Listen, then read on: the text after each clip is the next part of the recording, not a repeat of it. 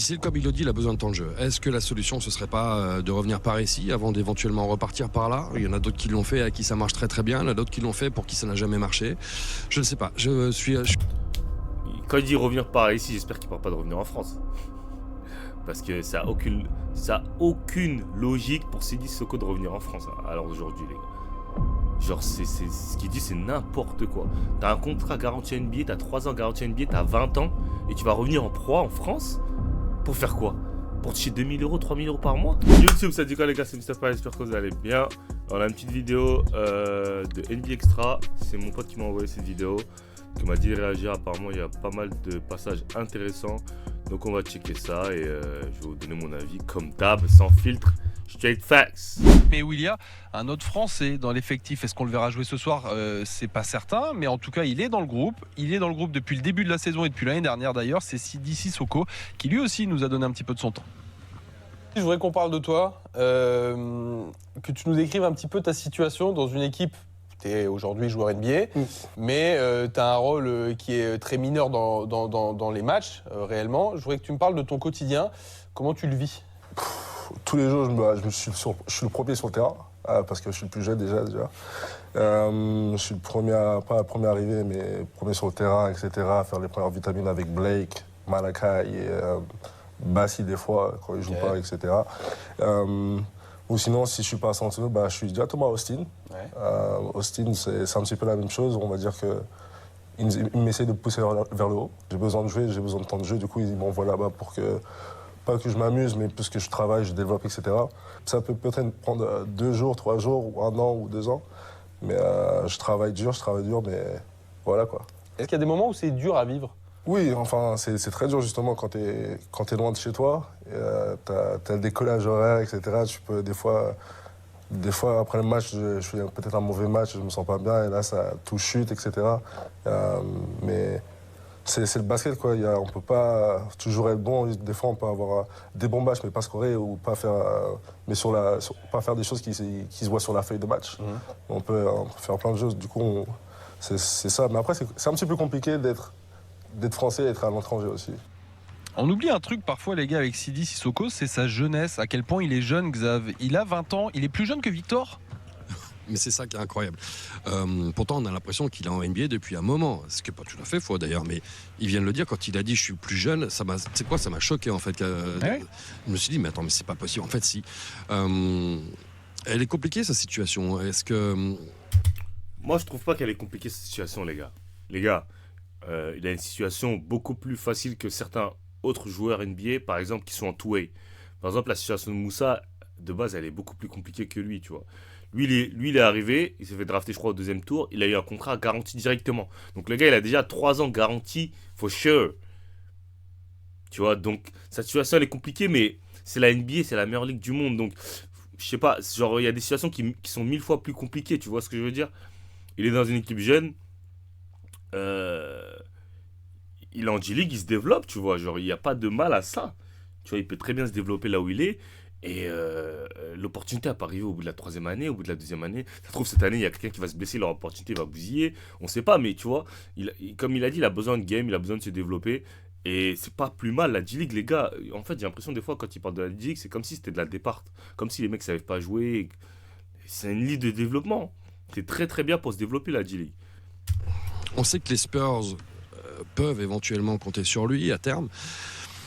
C'est difficile, c'est très très difficile. Comme il le dit, il a besoin de temps de jeu. Est-ce que la solution, ce serait pas de revenir par ici avant d'éventuellement repartir par là? Il y en a d'autres qui l'ont fait, à qui ça marche très très bien. Il y en a d'autres qui l'ont fait pour qui ça n'a jamais marché.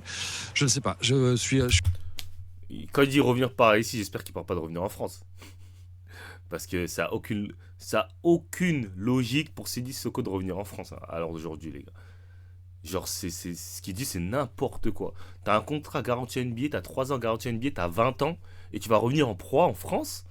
Pour faire quoi? Pour toucher 2000 euros, 3000 euros par mois? Alors que t'es millionnaire en NBA? Ça n'a aucune logique. On parle d'un mec qui a 20 ans, qui a pas 30 ans. Il dit n'importe quoi. Assez dubitatif sur la situation actuelle de Sidi Sissoko. Très honnêtement, je ne doute absolument pas de ses qualités. Mais est-ce qu'il a les qualités nécessaires pour devenir un joueur NBA référencé, ou en tout cas sur plusieurs années? Je ne sais pas. On ne peut pas savoir, on ne le voit pas jouer. Il mérite peut-être un peu de temps. Ça c'est beaucoup intéressant. Il dit, est-ce que ça peut être un joueur NBA? Est-ce qu'il a le niveau pour être un joueur NBA? Ok.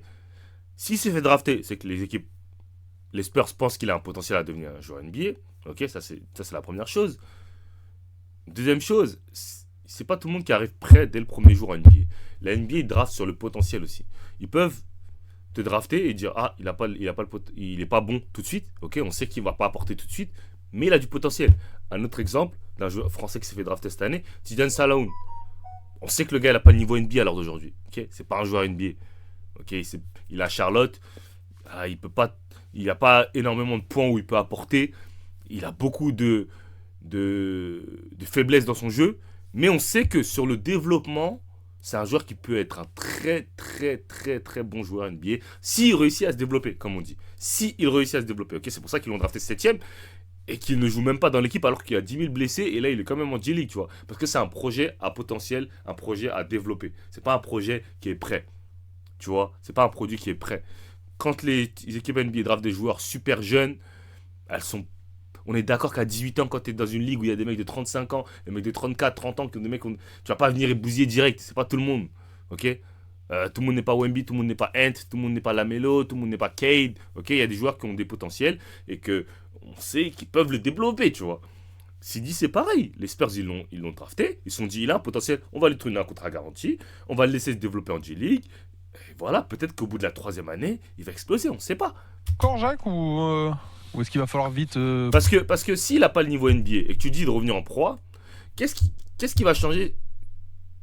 Genre, qu'est-ce que ça va changer s'il vient en proie après 1 ou 2 ans de G-League, 3 ans de G-League, et ensuite il vient en proie?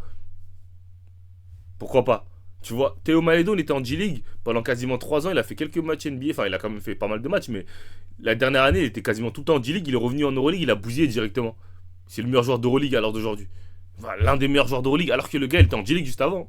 Il a quasiment pas joué en NBA, Théo Maledon. Donc est-ce que la G-League c'est si mauvais que ça? Si t'es un bon joueur, t'es un bon joueur. Ça n'a pas l'importance. Hein. Tu peux rester en G-League pendant 3 ans. Et voilà, les équipes NBA en Europe, elles prennent des joueurs qui sortent de G-League. Hein. Elles prennent beaucoup d'Américains qui sortent de G-League. Donc je vois pas il est où le problème de jouer en G-League. Surtout que tu as un contrat garanti NBA, les gars. Il touche 1 million. Quel club en France ou même en Euroleague va donner 1 million à Sidi Sissoko? Ou 2 millions, je sais pas c'est quoi son contrat exact. Je vais aller voir son salaire.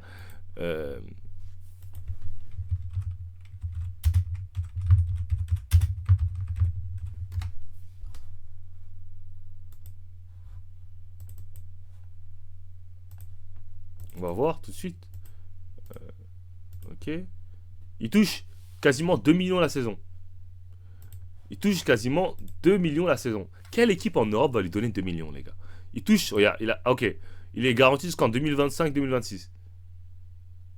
Ok, il lui reste 2 ans de contrat. 1 800 000 cette année, l'année prochaine, 2 millions. Les gars, faut aussi penser au fait que le basket, c'est bien, ok? C'est bien, on va pas se mentir. On joue tous pour le basket, tu vois. On aime ça, on aime jouer. Mais il faut pas oublier que la NBA, c'est un rêve au-delà de financièrement. Ok, déjà, ça change ta vie. Ok, entre 2 millions et les mecs et les jeunes de l'âge de Sissoko, 20 ans en pro, les gars, ils touchent 3K. Hein. Les gars, ils touchent 2 millions la saison, les gars. Il peut poursuivre son rêve d'aller en NBA, de continuer à espérer d'aller en NBA. Les gars, je vais vous donner un exemple simple. Yabusele était au Real Madrid, l'un des meilleurs clubs d'Euroleague. Il avait un salaire de fou, 2 millions je crois l'année ou un truc comme ça. Il a préféré quitter le Real, payer son buyout, donc c'est-à-dire qu'il touche quasiment rien. Son contrat NBA au State, genre c'est juste pour payer son buyout, il touche quasiment 0 centime. C'est-à-dire que le mec, limite, il est payé 0 € pour jouer en NBA. Il a préféré quitter cette situation parfaite au Real, où il était go-to-guy et tout ça, aller dans une situation inconnue à Philadelphie, où il savait aucune garantie de temps de jeu, etc., etc., etc. Alors que son expérience NBA, sa première expérience NBA, était mauvaise. Il a quand même forcé pour partir là-bas. C'est pour vous dire comment la NBA, les gars, c'est un dream. Au-delà du fait que de dire, oui, mais ça, l'Europe, tu vas jouer, c'est un rêve, les gars. Tout le monde veut jouer dans cette ligue, les gars. Tout le monde. Et si quelqu'un joue au basket et dit qu'il ne veut pas jouer dans cette ligue, il ment. C'est un menteur. Tout le monde Quand t'es petit, tu rêves pas de jouer en Euroleague. Ton premier rêve, c'est la NBA. NBA, NBA, NBA, NBA. Et ensuite, comme on dit, shoot for the stars. If you fail, you're gonna fall on the moon. Donc, si tu vises la NBA, si t'arrives pas, tu vas peut-être redescendre sur l'Euroleague. Peut-être après la Pro A. Mais ton premier objectif, les gars, ça doit être la NBA. Forcer. Forcer jusqu'à que la NBA, ça réussisse. C'est tout. Pense à autre chose. C'est un piège, Rémi, la G-League. C'est un piège. N'importe quoi. Comment ça, c'est un piège? C'est un piège de pas jouer dans l'effectif de l'équipe, entre guillemets, la franchise, les Spurs. Et même de bien jouer, de faire des cartons en G-League, ça veut rien dire. Ça veut rien dire. C'est une manière de rester... C'est pratique pour les franchises, et je peux comprendre. Parce que le joueur est à disposition. S'il y a une vague de blessés, de suspendus, que sais-je, eh ben, il est là, le mec. Mais c'est un piège doré. C'est un piège qui brille. C'est un piège magnifique, mais c'est un piège. Et un autre exemple, on en parlera peut-être, non, le match est passé. Ousmane Dieng. Oui. Il n'arrive pas à se dépêtrer de cette situation. Franchement, les gars, je sais pas comment vous faites pour écouter ces mecs-là. On va aller voir Ousmane Dieng.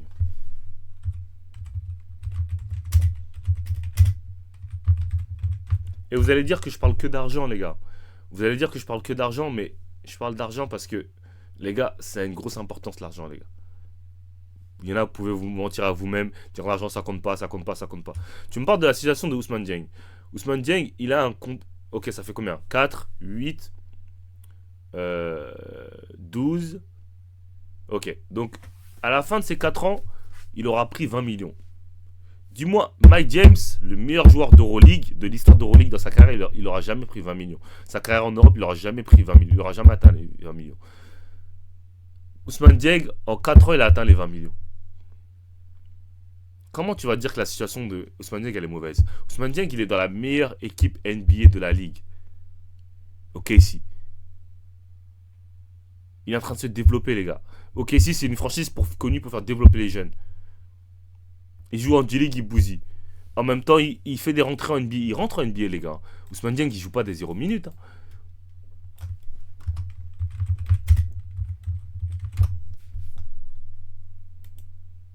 Regardez. Ousmane Dieng, il joue pas des 0 minutes. Il joue combien? Regardez. Après, tu vas me dire, il score pas beaucoup. Mais il rentre quand même. Tu vois, cette année, il tourne quand même à 13 minutes par match. Voilà. Donc, je vais pas dire que sur sa saison, je vais pas dire que sa situation elle est parfaite, mais voilà, il joue un minimum. Et la NBA, c'est la ligue la plus dure du monde, les gars. Il n'y a pas de mal à comment dire, je vais vous montrer parce que je voulais pas montrer. Ousmane Dieng, voilà, ça c'est stats en carrière, Ousmane Dieng. Ok, voilà, il touche, regardez ce qu'il touche. Voilà, 6 millions, 5 millions cette année, 6 millions cette année. Donc tu vas dire à un mec qui touche 6 millions cette année de rentrer parce qu'il joue en G-League. Mais vous êtes malades, les gars. Vous êtes complètement tarés. Vous êtes complètement tarés. Vous êtes complètement tarés. Genre c'est complètement... Ce qu'ils disent, c'est comme ça. Aucun sens. Aucun sens. Kylian Hayes, à quoi ça sert là-bas? Je suis pas persuadé. Les mecs... Ok, Kylian Hayes, ça a beaucoup plus de sens pour moi qui disent que ça sert à rien pour Kylian Hayes. Vous savez pourquoi? Parce que Kylian Hayes, il est sous un contrat G-League.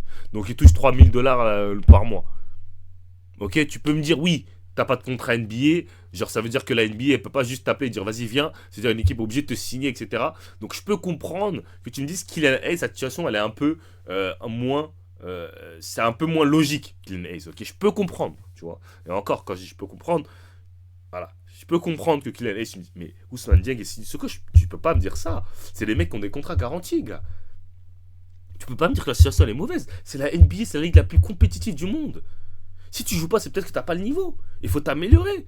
Mais tu crois que tu vas plus t'améliorer en rentrant en proie et en t'asseyant dans le corner? Parce que surtout, il faut savoir que quand t'es un Français que tu viens de G-League, à part Théo Maledon qui repart dans son club de cœur, qui est un gros joueur quand même français, mais Ousmane Dieng, vous pensez qu'on va le respecter quand il va venir ici? Vous pensez qu'on va lui donner tous les ballons, vous pensez qu'on va le mettre en go-to-guy? Vous pensez vraiment qu'ils vont le respecter? Gershon, il fait jurisprudence, non? Des gamins comme Isaiah Cordigné qui se développent en Euroleague, ils se développent plus que vous. Il faut Jalen Hurts. Des gamins comme Isaiah Cardini. Isaiah Cardini, il a 27 ans. Il a 28 ans. C'est plus un gamin, je suis désolé. Gaston Yabusele, il a 30 ans. C'est plus un gamin.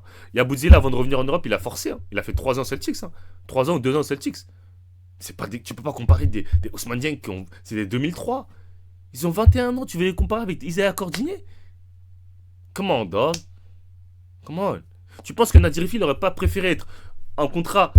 Tu demandes à Nadirifi, Strazel, qui tu veux. Tu leur demandes, tu dis, t'es en NBA à OKC, tu prends 5 millions l'année, ou tu reviens, ou t'es à Monaco, tu joues 15 minutes ou 20 minutes, ou à Paris Basket. Je te jure que tout le monde va aller en NBA. Tout le monde va aller en NBA, même si c'est pour faire de la G-League et jouer quelques matchs en NBA, tout le monde va choisir la NBA. T'as un contrat garanti. Si t'as un contrat G-League, c'est complètement différent. Si t'as un two-way, c'est encore différent, mais j'en suis sûr, même un two-way, je préfère prendre un two-way et être en NBA, avoir mon opportunité et jouer en NBA. L'exemple simple, Moussa Diabaté. On va finir la vidéo. Plus cette année en Euroleague que ce que font ces gamins-là. Alors je sais que c'est un deal à avoir avec les Spurs, que pour les franchises c'est pratique d'avoir une vingtaine de mecs opérationnels pour être dans l'effectif de 15. Ça d'accord. C'est la situation d'Armel Traoré aux Lakers qui se fait bouffer sa place par Bronny James. Mais ça c'est encore un autre... Oh là là là là là. Putain, ils connaissent rien au basket. Putain, c'est incroyable. Oh là là, mais les gars, en fait ça me choque que des consultants comme ça et des mecs qui sont si respectés en France connaissent rien. Il a dit Bronny James, Armel se fait bouffer sa place par Bronny James. C'est incroyable. Je sais pas si c'est de la mauvaise foi ou c'est parce que c'est des Français que les gens les défendent comme ça ou sont prêts à mentir devant la télé et devant les téléspectateurs. Ça n'a aucun rapport, les gars. Armel Traoré, il a été non drafté. Il a été non drafté. Donc si c'est Bronny James il joue pas dans les 30 franchises de la NBA. Hein. Donc c'est pas Bronny James qui bouffe la face à Armel. Armel, il est là où il mérite. Two-way contract. Et il va taffer et monter. Et je l'espère, Inch'Allah, comme pour tout le monde. Il va bosser, avoir son contrat NBA. Mais la NBA, les gars, c'est pas un cadeau, les gars. C'est pas un cadeau. Arrêtez de me dire que Bronny James, il vole la place à Armel. C'est même pas la même position. Qu'est-ce que tu me racontes? Mais qu'est-ce qui m'a... Ouais, mais Bronny James a fait une interception hier. Ouais, mais juste derrière, il a failli perdre 2 fois la balle en Ouais, une seconde. C'est vrai. Non, C'est vrai. enfin, la, Bon, je comprends la l'idée, en tout cas. pantalonnade est toujours là. Mais la G-League, c'est un piège. Comme ce sera un piège doré et magnifique et un miroir aux alouettes magnifique, plein de thunes, que le Nil avec la NCAA, on est dans le basket Le Nil, c'est pas Nil, déjà c'est NIL, please. mondial et français dans une remise en cause, mais alors fondamentale. On est au bord d'avoir une révolution. C'est-à-dire que les clubs français vont dire nous on forme plus. Hein. C'est intéressant, c'est hyper intéressant. Comment ça, les clubs ne forment plus? Bah, s'ils forment plus, les clubs français, ils auront plus de joueurs. Ils auront plus de joueurs s'ils forment plus. Les gars, faut savoir que... En fait, c'est ce qui me fait rire, c'est ce que j'en parle tout le temps avec mes petits. Les gars, les clubs, ils ont autant besoin des joueurs que les joueurs ont besoin des clubs. Hein. Faut pas croire que c'est que dans un sens. Hein. Les clubs, ils ont besoin de joueurs aussi. Ils ont besoin de joueurs français. C'est pas juste les joueurs qui ont besoin des clubs. Il y a d'autres pays que la France hein, pour aller jouer. Les gars, ils peuvent aller à Annecy. Hein. Je sais même pas. En fait, franchement, à l'heure d'aujourd'hui, t'as un prospect français, je sais même pas qu'est-ce que tu fais en France. Franchement, tu peux prendre 1 million, 2 millions en NCAA. Tu peux prendre 500K, 300K en high school. Qu'est-ce que tu vas faire à jouer en pro B, ici pour 3 000 euros, 4 000 euros? Pour moi, ça n'a aucun sens. Mais bon, voilà, s'il y en a, tout le monde pense différemment. Moi, je peux vous dire, les gars, il y a des Français en NCAA, les gars, ils sont proches du million sur une saison. Hein. Et je parle de sources sûres. Il y a des Français qui sont en NCAA cette saison, ils sont proches du million sur une saison. Il y en a, ils sont proches des 300, 400. Il y en a, ils prennent des 200, 200K l'année, 250, 300, 100K même, 50. C'est toujours mieux qu'en France. Tu as toutes les infrastructures, tu as le gym quand tu veux, tu as un coach à ta disposition quand tu veux, tu joues dans une salle de ouf, tu as un campus de ouf, tu es une star sur le campus, tu as plus de chances d'aller en NBA parce qu'il faut savoir aussi que quand tu as une NCAA, tu peux même aller en NBA à 22 ans, 23 ans, ça se fait couramment. En France, les gars, si c'est pas la première ou la deuxième année, c'est fini la NBA quasiment. Tu te fais rarement drafter. Hein. Armel récemment qui se fait drafter après sa deuxième année d'éligibilité, mais ici en France, ça marche que sur la hype. Hein. T'as plein de hype, on draft quand t'es le plus jeune possible. Une fois que t'as passé 20 ans, c'est quasiment impossible de te faire drafter de France. Hein. Je vous le dis les gars, c'est quasiment impossible. Moi j'ai rarement vu des gars de plus de 20 ans partir de France et se faire drafter. C'est quasiment impossible. Alors qu'en NCAA, il y en a chaque année. Des mecs des 3e, 4e, 5e année qui vont se faire drafter. Maxime Reynaud, il serait resté en France, il ne serait jamais fait drafter. Il a fait ses 4 ans NCAA. Là, on est en train de parler de deuxième tour, premier tour, tellement on est en train de bousiller. Il serait resté en France, jamais il serait fait drafter, jamais on n'aurait parlé de lui pour la draft. Donc, à vous de voir. Le débat hyper grave, surtout. non, mais ça, d'accord. Ouais, mais le débat, on peut l'avoir sur le plateau, évidemment, et on l'aura peut-être à d'autres occasions dans le podcast. C'est un bon truc à faire, ça aussi, de parler de cette situation de la formation du basket français, où finissent les jeunes basketteurs français. Pendant que... Bon, voilà. Voilà, comme d'hab. Après, je vais pas vous mentir. Moi, je regarde pas souvent ces trucs-là, donc je sais pas trop. Donc je sais pas trop, je connais pas trop leur mentalité et tout. Mais je vais vous donner un exemple, ok? Parce qu'ils disent que la G-League ça sert à rien. Ok, je vais vous taper tout simplement.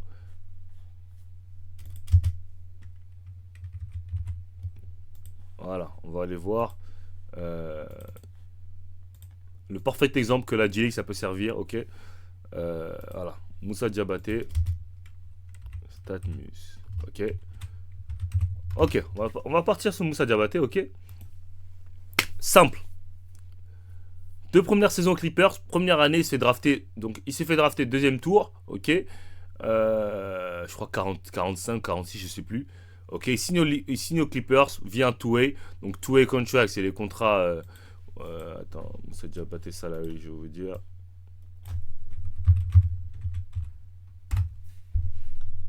Il touche même pas 1 million l'année. Ok, donc il touche 500K par an. Ok, donc voilà, il a touché 500K par an. Ok,